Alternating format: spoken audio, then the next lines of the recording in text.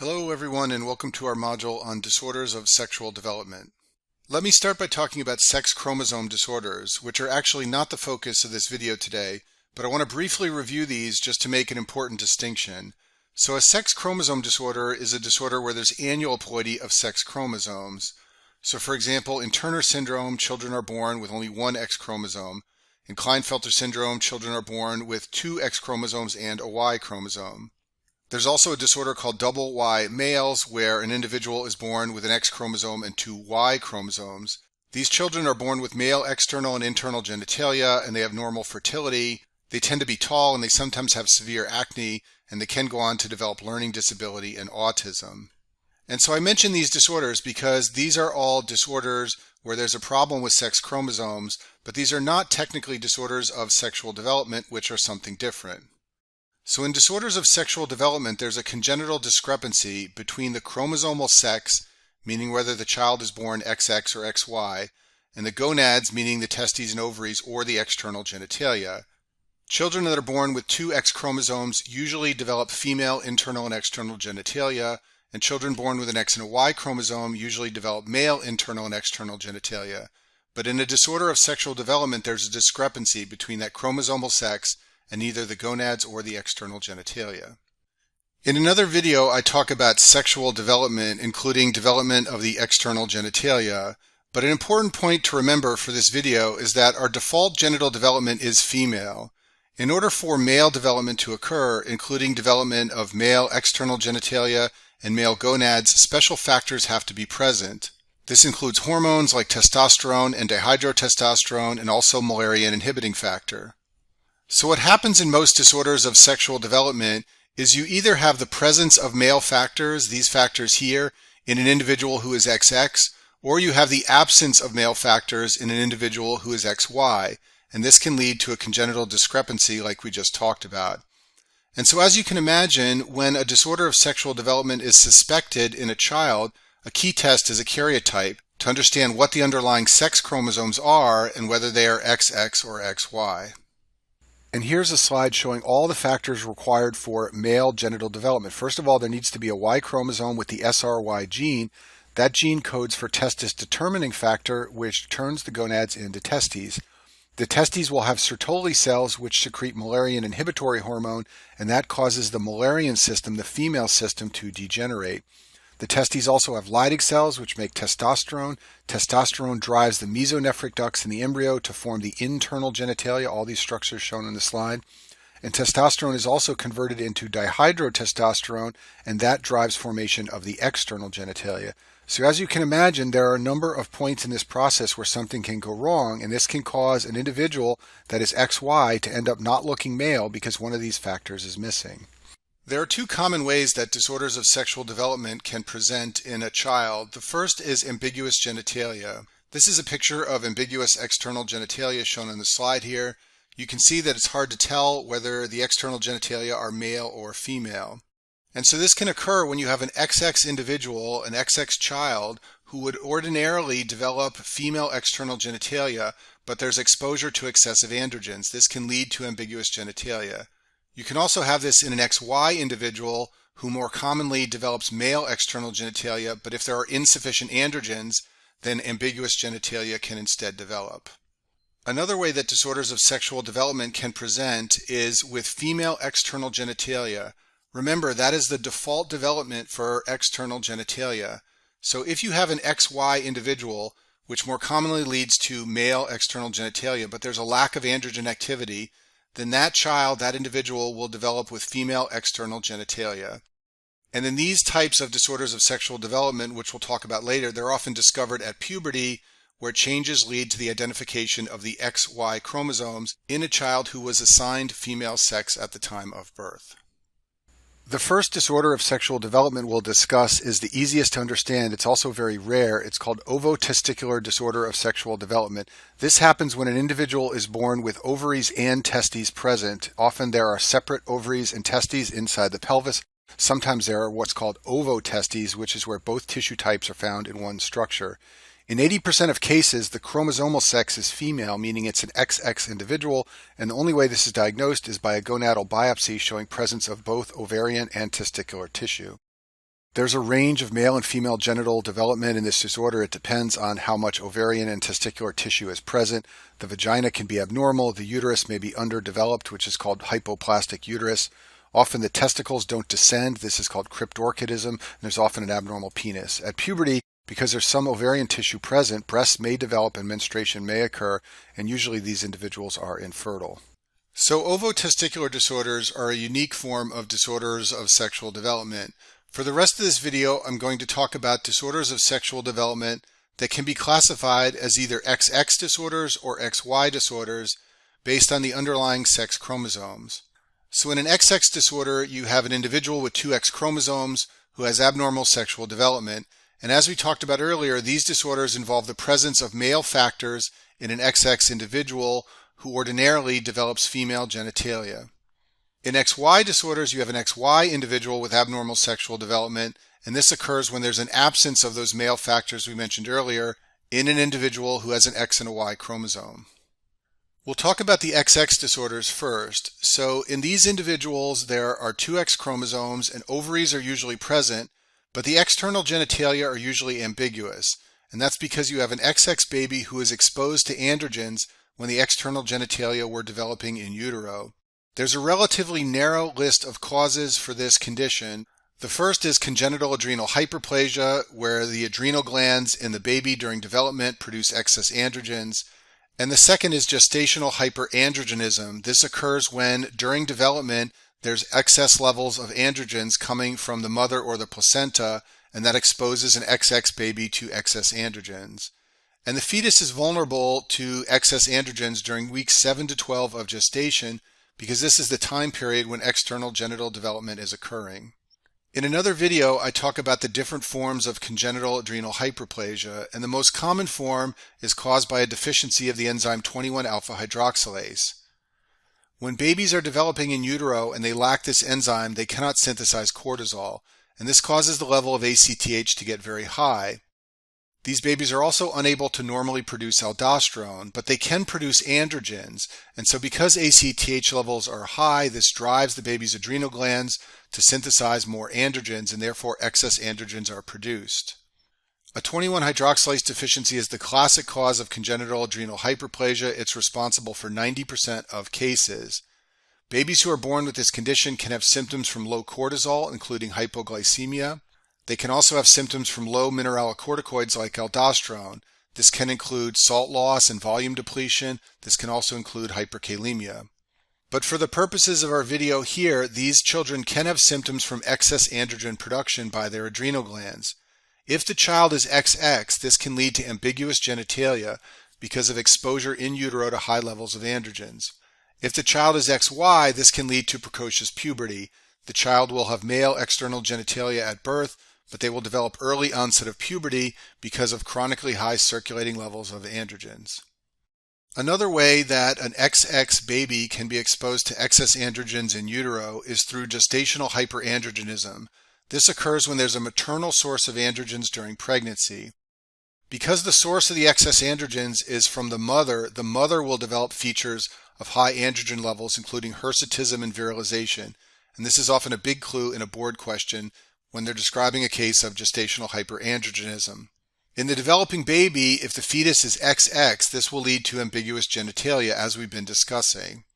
Some of the causes of gestational hyperandrogenism include rare gestational masses. One of the most common is a luteoma, which is an ovarian mass that can secrete testosterone and dihydrotestosterone. You can also sometimes see clinical features of hyperandrogenism if mothers are administered androgen-type drugs that have androgen effects. Another way that high levels of androgens can develop during pregnancy is if the placenta lacks the enzyme aromatase. This is rare, but sometimes the placenta does not have activity of this enzyme. Normally, the placenta synthesizes estradiol and estrogen from testosterone and androgen. This requires the enzyme aromatase, so if aromatase is deficient, then androgens will build up in excess. Shown at the bottom is the pathway by which the placenta synthesizes estradiol and estrogen. So androstenedione is converted to testosterone, and then aromatase converts testosterone into estradiol. So if the placenta lacks aromatase, then the levels of testosterone and androstenedione will build up. these can cross the placenta and enter the maternal circulation. This means that if the baby is XX, the baby will become virilized and develop male features such as ambiguous genitalia. But in addition, the mother will develop virilization like we talked about before. She may develop facial hair and acne, and her voice may change. Okay, moving on, let's talk about the XY disorders. So in these disorders, the testes are usually present, and the external genitalia are either ambiguous or female. And these disorders occur when you have a baby with an X and a Y chromosome who is underexposed to androgens in utero, and therefore the external genitalia become either ambiguous or they can be female. There are many potential causes of XY disorders of sexual development, and that's because there are so many different steps involved in male development. But three that you should definitely know for your boards are gonadal dysgenesis, 5-alpha reductase deficiency, and androgen insensitivity, and we'll talk about all of these in the next few slides. Other causes include rare forms of congenital adrenal hyperplasia where there's underproduction of androgens. You can also see rare cases where there are testosterone synthesis defects. But once again, in all of these disorders, the common theme is that there's underproduction of androgens, and therefore if the baby has an X and a Y chromosome, that can lead to a disorder of sexual development. We'll start by talking about Swyer syndrome, which is a very rare condition in which an XY child has gonadal dysgenesis, meaning the gonads don't develop. When male gonads don't develop in an XY individual, this will lead to female external genitalia. As we talked about earlier, external genitals are female by default in absence of male factors. Even though the external genitals are female, the chromosomes are XY and there are no ovaries present. Instead of ovaries, what develops are known as streak gonads. These are gonads composed mainly of fibrous tissue that do not produce hormones normally, and there is a risk of malignancy in streak gonads, so they are often removed surgically to prevent this from occurring. So children with Swyer syndrome will have female external genitalia. In addition, the Müllerian ducts and the Müllerian structures will develop normally, including the uterus, cervix, and upper vagina. And that's because in Swyer syndrome there are no Sertoli cells in the gonads, so there's no secretion of Müllerian inhibitory hormone, and therefore the Müllerian structures develop normally. The way this condition is often identified is at the time of puberty, because these children do not enter puberty normally and do not begin menstruating, and that's because they don't have functioning ovaries to produce estrogen, leading to menstruation and puberty. And so usually these children are given estrogen supplements in order to replace the estrogen that is missing because the ovaries aren't producing the hormone. Another XY disorder of sexual development is a 5-alpha reductase deficiency. This is an autosomal recessive enzyme deficiency disorder, and in children born with this condition, they lack the enzyme 5-alpha reductase, which normally converts testosterone into dihydrotestosterone. So this results in a child who is 46XY and is able to make testosterone but unable to make DHT. So if we go back to this slide, DHT is required as part of male development for normal development of the external genitalia. So this will be abnormal in children with a 5-alpha reductase deficiency. These children do, however, have testosterone, so the internal male genitalia develop normally. So in a 5-alpha reductase deficiency, the internal genitalia are male. There can be an epididymis as well as a vas deferens and presence of seminal vesicles, but these structures often connect to a blind-ending vagina, and that's because the male external genitalia do not develop. The external genitalia are predominantly female. Usually there's absence of external male genitalia and a range of female genitalia that can be seen. Sometimes at birth, these babies have normal female external genitalia. They can also sometimes have ambiguous genitalia. And in many cases, these children are assigned a female sex at the time of birth.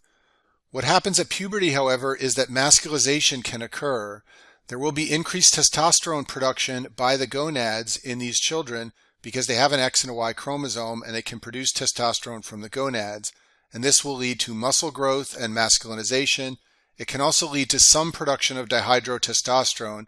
When the testosterone levels get high enough, you can see some increase in the DHT as well. And so all of these things come together to cause masculinization at the time of puberty. And so some of the features of a typical case of 5-alpha reductase deficiency that you should know for your boards are an XY individual with either ambiguous or female external genitalia. As I said, these children are often assigned female sex at the time of birth because they have female external genitalia, but then at the time of puberty they're often identified because they develop masculinization. There will be bilateral undescended testes, and the testosterone levels will be male, and that's because testes are present producing testosterone levels as they usually would in a male child. You can identify the presence of a vas deferens, seminal vesicles. These are all the internal male structures, but there's an absence of a uterus, and the vagina ends in a blind pouch. Next, let's talk about the complete androgen insensitivity syndrome, which is a mutation of the androgen receptor that occurs in chromosomal males with an X and a Y chromosome, so that in this disorder, these children, even though they have an X and a Y chromosome, cannot respond to androgens. If we go back to this slide, the important androgens for male development are testosterone and dihydrotestosterone. So if the androgen receptor doesn't work, then testosterone cannot exert its effects on the mesonephric duct, so the internal male genitalia will not develop. In addition, dihydrotestosterone cannot exert its effects, so the external genitalia of the male will not develop, and the baby will appear to be female. Remember, female is the default development. The testes are, however, present, and there are Sertoli cells that release Müllerian inhibitory hormone, so the internal Müllerian female structures will degenerate. What this means is that you will have a chromosomal male with an X and a Y chromosome. The external genitalia will be female, and internally there will be no structures whatsoever because the male internal genitalia did not develop and the internal female genitalia degenerated because of MIH coming from the Sertoli cells. I've summarized these points on this slide. The testes form in utero, so the SRY gene is present and there are no ovaries. There will be no internal or external male genital development because there is no cellular response to androgens, including testosterone and dihydrotestosterone. Now, because the testes are present, Sertoli cells will form and they will release Müllerian inhibitory hormone. This will lead to degeneration of the Müllerian structures, and thus there will be no internal female structures either. So there won't be internal male structures, and there will also be absence of a uterus and fallopian tubes, the internal female structures as well. So a baby with complete androgen insensitivity syndrome will be a chromosomal XY male with a female appearance. If you do imaging, you will find abdominal testes. There will be amenorrhea at puberty because there is no uterus. In addition, there are no ovaries to release estrogen. At puberty, there is some breast development. This is because the testes start making more testosterone. And even though this child cannot respond to testosterone, it can respond to estrogen. And some of that testosterone will be converted to estrogen. This means that the breasts will get larger at puberty, but there's no armpit or pubic hair that develops because this all depends on androgens. This slide summarizes the three major causes of XY disorders of sexual development. Remember, in all of these disorders, the child is chromosomally male with an X and a Y chromosome, but has features of a female. In Swyer syndrome, the gonads do not develop, so internally the child is female and externally the child is female, and at puberty nothing happens because there are no ovaries or testes. In a 5-alpha reductase deficiency, the child has abdominal testes. Internally, the child is male. Externally, it appears female. And at puberty, there is masculinization. And finally, in androgen insensitivity syndrome, the testes are found in the abdomen. Internally, there are no structures whatsoever. Externally, the child appears to be female. And at puberty, there is no menses, but you can see breast development. This slide shows a concept map to help you approach board questions on disorders of sexual development. So if you're faced with a question involving a baby with ambiguous genitalia or a child who is not progressing normally through puberty, one of the first things you want to know is the chromosomal sex. If they tell you that it is a chromosomal girl, meaning 2 X chromosomes, then the number of causes is relatively narrow. There's some reason for excess androgens present. This could be congenital adrenal hyperplasia, or it could be maternal androgens, or some source of androgens coming from the placenta, like we talked about in this video. If they tell you that the child is XY, meaning a male, then it's a more complicated situation because there are many more things that can go wrong in male development. But one of the first things you want to know is whether there is presence or absence of Müllerian structures, meaning the uterus. So if they tell you that the uterus is present, then this means that it is most likely a case of gonadal dysgenesis. In gonadal dysgenesis, the gonads don't form and there's no MIH from Sertoli cells, so the uterus will be present even though it's an XY male.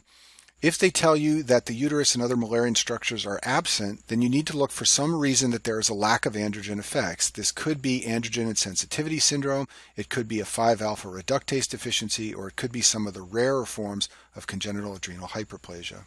Next, let's talk about Kallmann syndrome, which can also lead to abnormal sexual development, but doesn't really fit into any of the categories we've talked about up until this point. Kallmann syndrome involves hypogonadotropic hypogonadism plus anosmia, which means loss of the sense of smell. This is caused by a deficiency of GnRH from the hypothalamus.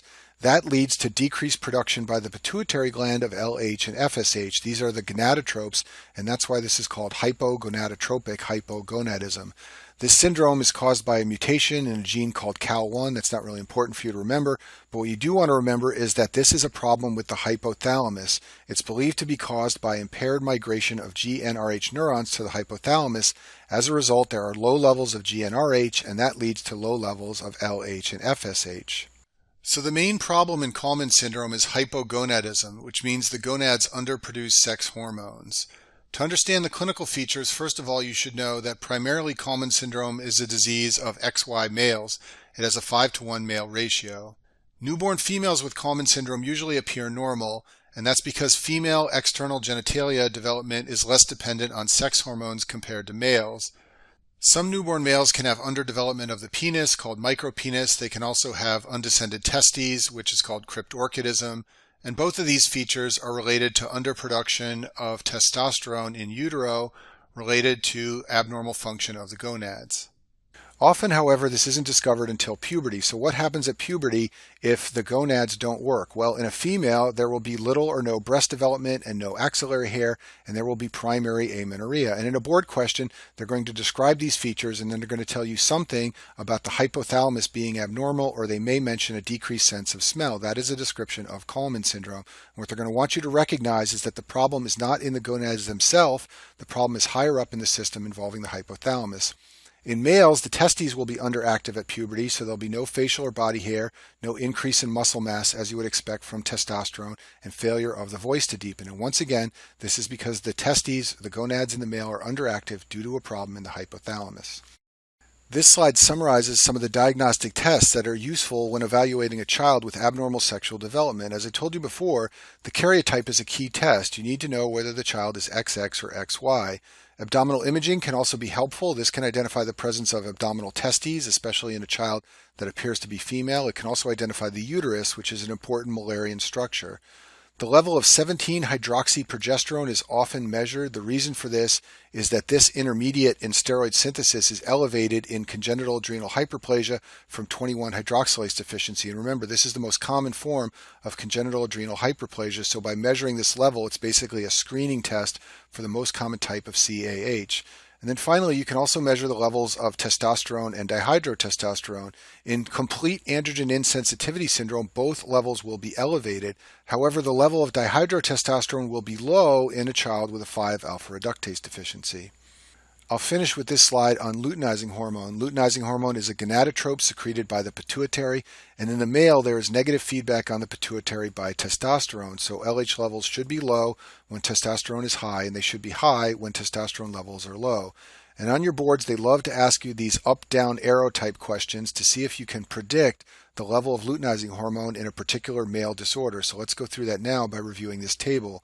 So if the gonads in the male fail for any reason, there will be low testosterone levels because the gonads aren't working, and the pituitary will respond by releasing lots of LH, so the LH level will go up. If there's a tumor in the male producing testosterone, then the testosterone level will be high, but it's not coming from the gonads, it's coming from the tumor. The pituitary will respond by decreasing the level of LH. If a male child is exposed to exogenous testosterone, then once again the testosterone level will be high and the LH level will be low.